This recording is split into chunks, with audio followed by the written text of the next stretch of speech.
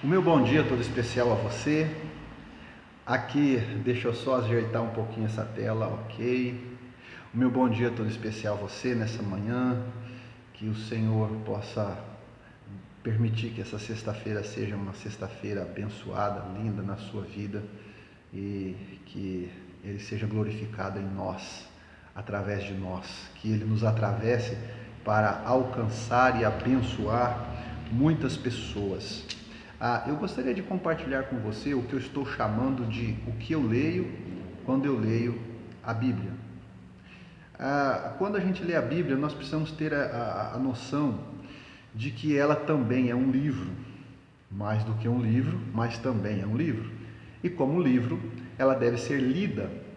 E quando a gente lê, eu posso entender de uma maneira e outra pessoa pode entender de outra. O que eu quero compartilhar com você não é nenhuma imposição, mas é uma possibilidade de leitura, a leitura que eu faço. O que eu leio, quando eu leio a Bíblia hoje, vai tratar de um texto que se encontra, se você pode abrir comigo, nessa maravilhosa sexta-feira, Lucas no capítulo 6, eu gostaria de fazer essa leitura brevemente com você. Lucas no capítulo 6, versículos de 36 até o 38.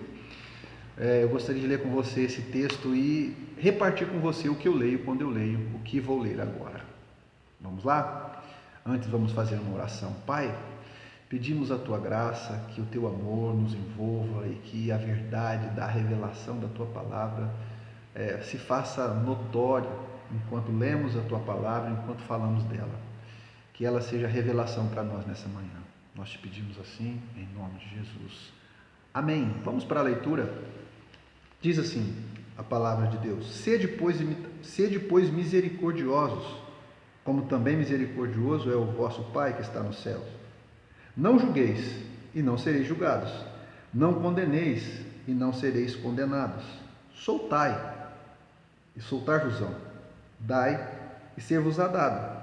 Boa medida, recalcada, sacudida, e transbordando vos darão. Porque com a mesma medida com que tiverdes medido, também vos medirão de novo. Amém. Esse texto, ou esse trecho do texto, do nosso contexto, vai ser a medida de reflexão do nosso compartilhar o que eu leio quando eu leio a Bíblia. Então vamos lá.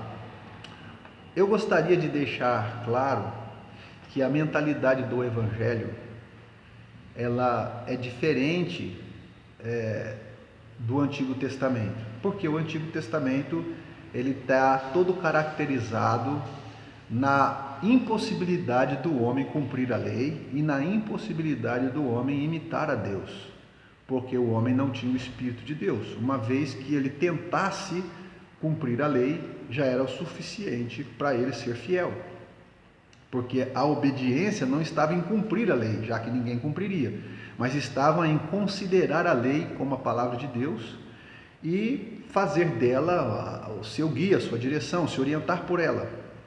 Já ia ter um benefício enorme para a sua vida, né? Promessas tremendas para a sua vida, e Deus o consideraria fiel. No Novo Testamento, Jesus ele traz para nós o Espírito Santo como promessa. E o Espírito Santo em nós transforma, limpa, perdoa e nos santifica a ponto de podermos buscar a semelhança com o nosso Pai que está no céu. Tanto é que o texto do Evangelho de Jesus vai dizer assim: sede misericordiosos, como misericordioso é o vosso Pai. Jamais isso poderia ser dito lá no Antigo Testamento. Ou se fosse dito, jamais se pensaria em cumprir, porque seria impossível se pensar em imitar a Deus. O compromisso era com a lei e não com imitar a Deus, porque era impossível. Jesus traz a proposta dessa possibilidade, porque ele nos dá o seu Espírito, e o apóstolo Paulo, em outro lugar, vai dizer que nós temos a mente de Cristo. Bom, dito isso, eu passo a ler e mostrar a você como eu leio o que estou lendo aqui. O texto diz: não julgueis para não ser julgado.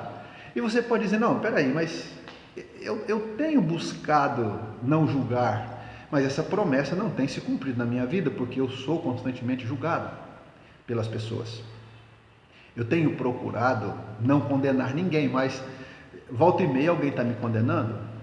Como é que essa palavra se aplica a mim? Ora, eu tenho sido generoso, mas eu não tenho recebido essa generosidade. Aonde que está? O que está faltando aqui? Olha, querido, você não está sendo infiel, não está tendo nada errado. O que está tendo aqui é o seguinte: Jesus está explicando como funciona o reino de Deus, ou qual é a plataforma de condução do reino de Deus. Como o reino de Deus funciona? Segundo a vontade do seu Pai. Por isso ele fica tranquilo em dizer: sede igual ao seu Pai que está no céu. O apóstolo Paulo também vai dizer: filhos amados, sede imitadores do vosso Pai que está nos céus. Porque ele ama também. Por quê? Porque nós podemos, por causa do Espírito Santo. Então essa é a ideia do reino de Deus. Você pode imitar o seu Pai que está no céu. E é justamente essa a mentalidade do Evangelho de Jesus.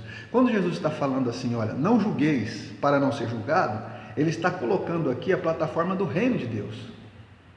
Quando ele fala assim: não condeneis para não ser condenado, ele está falando assim: olha, no reino de Deus, você vai ser julgado com o critério que você julga. Então não julgue. No reino de Deus, você vai ser condenado com o critério que você condena. Então não condene. Por que ele está falando isso? Porque no reino de Deus, as pessoas do reino de Deus obedecem ao padrão da vontade de Deus, que é o rei do reino.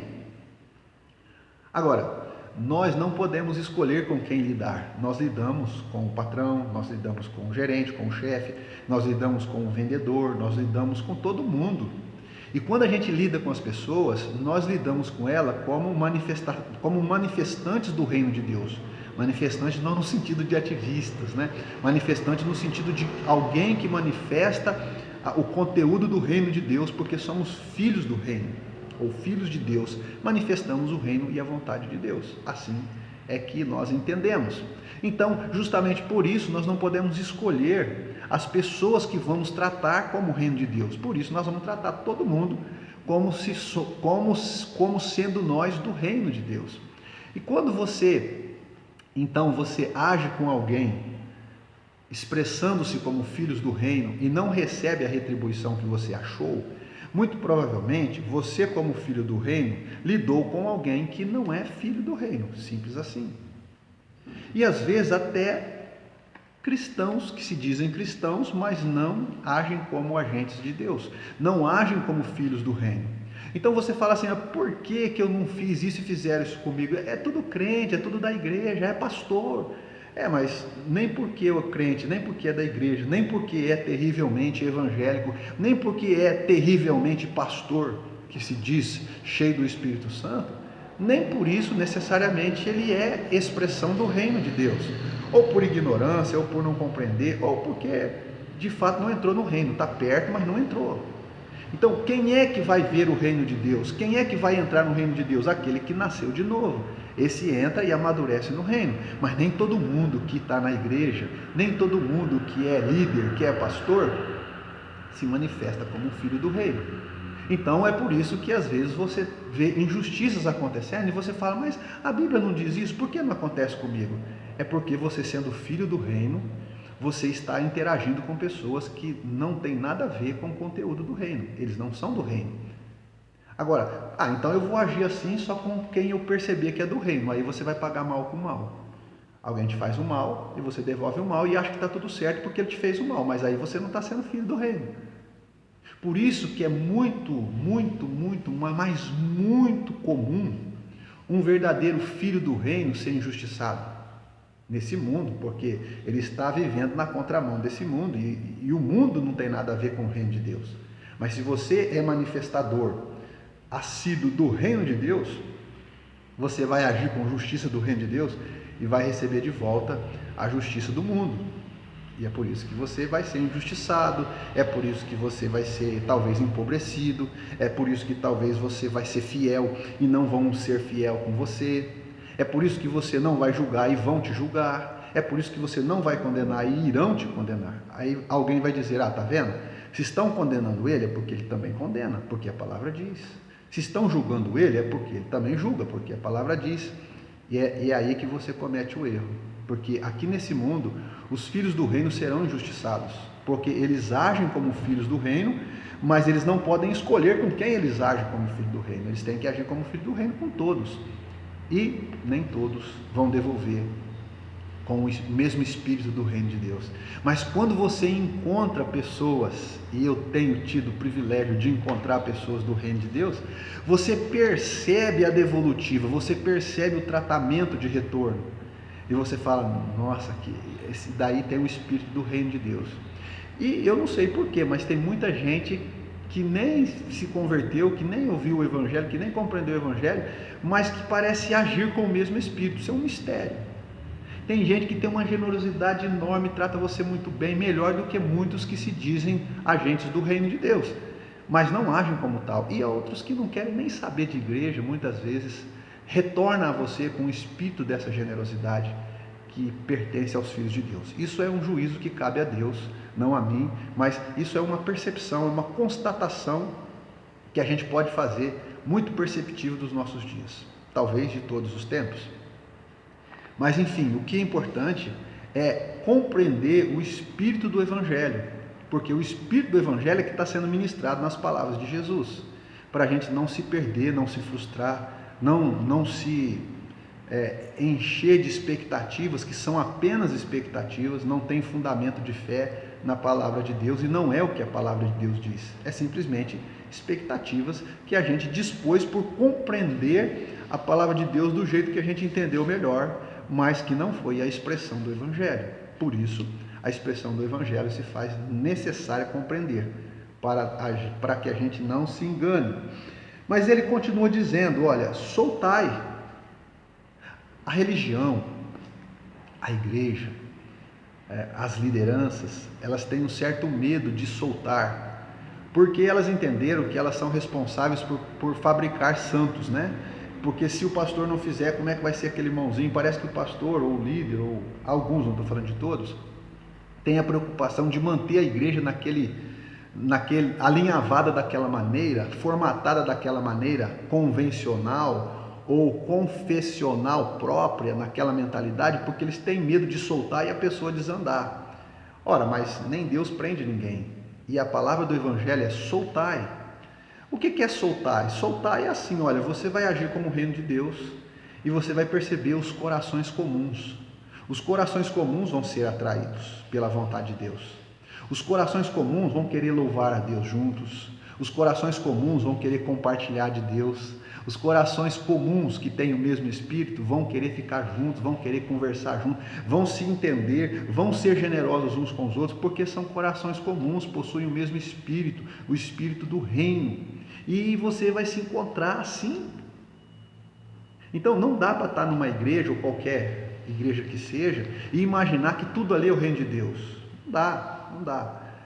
Não dá para imaginar que porque você está falando com um pastor, seja ele quem for, você está falando com um agente de Deus, porque nem todo pastor sequer entrou no reino de Deus, porque ele não compreendeu nada disso, não se curvou a isso, em algum momento ele se desfacelou do propósito e ele está agindo como bem lhe convém, mas não como alguém que manifesta a vontade de Deus, sendo agente do reino de Deus. Bom, o nosso vídeo já está ficando um pouco comprido, eu quero terminar aqui com esse outro verso que diz assim: dai e ser-vos-á dado, boa medida, recalcada, sacudida e transbordando, vos devolverão de novo. Bom, mais uma vez Jesus está falando do evangelho do reino de Deus, está explicando como é que funciona. Então ele está falando assim, na verdade eu quero lembrar de uma música que foi traduzida, não me lembro qual a expressão da tradução, mas ela dizia mais ou menos assim: dê e Deus te devolverá. Boa medida, recalcada, sacudida e transbordando, se deitarão de novo para você, no seu regaço, no seu colo. Você receberá de novo, muitas vezes mais, daquilo que você plantou com generosidade. Então, tudo que você plantar, você vai colher na mesma medida, na mesma proporção e muitas vezes mais, porque essa é a lei da semeadura.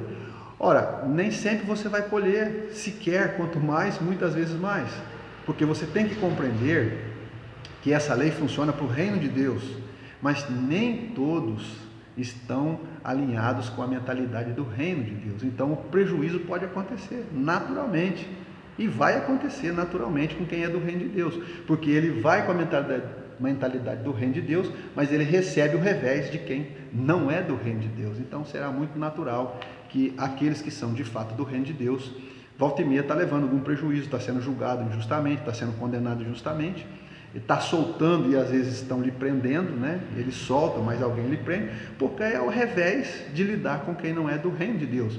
E quando ele está falando aqui que te devolverão, não é Deus que devolverá. Às vezes a gente pensa que Deus está fazendo uma promessa, que se você for assim, ele vai cuidar de você, vai receber a promessa. Não é assim. Inclusive, se falando de promessas, as promessas de Deus, elas estão ligadas, se você estudar as promessas, elas estão ligadas a um propósito sempre maior do que Deus está fazendo na terra. Quando Deus promete a Abraão riqueza e abençoar quem abençoar ele, e amaldiçoar quem amaldiçoar ele, que ele faria o nome dele grande, ele seria assim uma bênção e tudo, o que Deus está prometendo para ele nada mais é do que o que Deus já ia fazer na vida dele. Deus está só adiantando em forma de promessa, porque quando você tem uma promessa futura, você tem esperança. Você passa o calor do dia na esperança do novo amanhecer. Você passa uma noite fria na esperança da promessa do que Deus falou. Então você vence, como Jesus venceu, olhando para o que estava proposto no pós-cruz. Ele enfrentou a cruz, olhando para o que estava proposto no pós-cruz. Ele foi fiel e foi à cruz, porque ele sabia que depois da cruz haveria uma enorme recompensa. Até hoje Jesus está sendo recompensado na glória, porque ele olhou para o que estava no pós-cruz. Assim também nós devemos fazer. E, inclusive, o autor que fala sobre isso, ele diz assim: olhai para Jesus, o autor e consumador da vossa fé, e assim como ele fez, faça também. Ele olhou para o pós-cruz, para sofrer tudo o que ele tinha que sofrer anteriormente à cruz e até a cruz. Então, para o pós, você tem esperança de viver o que está vivendo agora. É isso, é assim que funciona. Então as promessas de Deus, elas são para nos direcionar no caminho e não nos perder do foco. Abraão não se perdeu do foco, porque todo dia ele lembrava, ele olhava para as estrelas, ele olhava à noite, ele olhava de dia, ele passeava pela terra, e tudo aquilo estava ligado com a promessa, porque a dificuldade viria, o cansaço viria, o desânimo viria, mas ele tinha promessa. Por isso que Deus fazia promessas, para que a gente não se perca. Mas nenhuma dessas promessas era um adendo, nenhuma dessas promessas era um esforço a mais que Deus faria para quem for fiel ou para quem obedecer. Era naturalmente o que Deus já faria para ele. Deus só revela em forma de promessa para que ele não se desanime, para que ele tenha alento em passar o calor do dia sabendo que a noite chega, para que ele tenha alento em passar o frio da noite sabendo que vai amanhecer, o sol vai voltar. Então, é para isso que servem as promessas do reino de Deus. E não adianta eu ir lá no reino de Deus e pegar as promessas e falar: se eu obedecer assim, assim vai acontecer comigo. Você vai se frustrar. Porque as promessas de Deus, elas estão ligadas dentro de uma mentalidade. O que Jesus prometeu aqui está ligado dentro de uma mentalidade, de uma plataforma do reino de Deus. Agora sim, se todas as pessoas com que você tem contato, seja ela líder, seja ela pastor, seja ela quem for, se todas essas pessoas, elas de fato forem do reino de Deus, aí tudo isso daqui vai se concretizar. Aí você não vai julgar e não vai ser julgado, você não vai condenar e não vai ser condenado, você vai soltar e também vai ser livre. Aí você vai plantar e também vai colher, com boa medida, recalcada, sacudida e transbordante. E ele vai explicar, porque se você for assim, também serão com você. Porque da mesma medida com que você medir os homens também te medirão. Então ele está falando assim: no reino de Deus, quanto mais generoso você for, quanto mais generosidade você vai receber de volta. Por quê? Porque assim é a mentalidade do reino de Deus, no reino de Deus. Então, quem tem o privilégio de encontrar corações comuns do reino de Deus, tem o privilégio de receber o retorno do reino de Deus. Agora, se você está lidando com alguém que não tem o mesmo Espírito, ele vai te devolver na patada que ele conhece, que não tem nada a ver com o Espírito do Reino. Então, dizer que Deus está fazendo uma promessa de dar muitas vezes mais, se você levar o dinheiro na igreja, se você fizer a doação para a família do pastor, se você abençoar mais o pastor, mais você vai ser abençoado, isso é estranho, completamente estranho a palavra anunciada por Jesus no Evangelho. Ela não tem a mentalidade do Evangelho. Essa prosperidade que vem como promessa de quem é fiel, ela é estranha ao Evangelho. Ela pode ser considerada dentro da proporção possível no Velho Testamento, mas nós falamos que o Novo Testamento ele vem trazer uma outra proposta. Não é aquela mesma. Mudou a aliança, mudou o testamento, não porque aquele não prestou, mas é porque um novo chegou. E quando o novo chegou, o velho já não tem mais validade, ele já venceu, não porque era ruim, não porque não prestava, mas porque o novo absorveu tudo e agora nós vivemos pela mentalidade do novo, que é a mentalidade do Evangelho de Jesus Cristo. Então, o que eu leio quando eu leio o que eu li, tem esse conteúdo e eu espero que tenha edificado a sua vida. Por que eu faço isso? Porque, meu querido, você não é obrigado a entender do jeito que eu entendi, mas é uma possibilidade de leitura. Para quê? Para que você viva em paz. Se você está sendo julgado injustamente, se você está plantando e não está colhendo, não se preocupe. Se você deu dízimo, deu oferta, abençoou muita gente e você não está tendo retorno disso, não se preocupe, porque você está agindo como agente do reino de Deus, mas quem tinha que te devolver não tem o mesmo espírito. E não tem nada errado nisso. Você jamais deixará de ser recompensado, porque o pós-cruz, ou a nossa pós-vida aqui, ela há de recompensar todo o seu empenho. No reino de Deus é assim que funciona. Todo o seu empenho com relação a Deus será recompensado. Se não nesse mundo, no mundo que está a nos abraçar nessa pós-vida aqui, né? Quando a gente não viver mais aqui e entrar na glória, nós vamos ser recompensados demais, muitas vezes mais, porque é assim que é no reino de Deus. Por isso nós devemos plantar bem. Não cansemos de fazer o bem, é uma palavra justamente que endossa tudo isso. Porque você pode fazer o bem para alguém e não receber de volta. Você pode estar fazendo sempre o bem e não está recebendo de volta. E não está recebendo de volta por quê? Porque você está fazendo o bem, mas quem te retribui não tem o mesmo espírito. Então, você vai plantar às vezes e nem sempre vai colher. Você vai ser justo e nem sempre vai receber de volta a justiça devida, porque você está num reino que não é de Deus. Jesus mesmo falou, o meu reino não é deste mundo. Então, significa que muita coisa eu vou fazer aqui e não posso esperar. Não é maldito, eu já ia falar maldito, né? Mas o apóstolo Paulo fala que infeliz é o homem que tem esperança em Cristo apenas nesse mundo, porque nesse mundo você pode ter um retorno, mas não é garantido. Você pode ter um retorno, mas não é pleno. Mas se você espera em Cristo para além dessa terra, para além desse mundo, para além dessa vida, com certeza você não se arrependerá de tanto fruto que você irá colher quando abraçar a eternidade. Já abraçamos, né? Mas quando plenamente o reino de Deus se estabelecer em todas as áreas, de fato, como já é de direito. Que Deus te abençoe, que Deus te guarde, que esse dia seja um dia abençoado. Nós estamos já aqui faltando 25 minutos para as 11 horas da manhã, ainda é uma manhã. Desejo para você uma manhã abençoada, uma tarde maravilhosa e uma sexta-feira à noite deliciosa na graça e no abraço do nosso amado Pai. Vamos imitar o nosso Pai, porque nós recebemos do seu Espírito para isso. Assim, eu termino mais o que eu leio quando eu leio a Bíblia. Beijo no seu coração e até o próximo.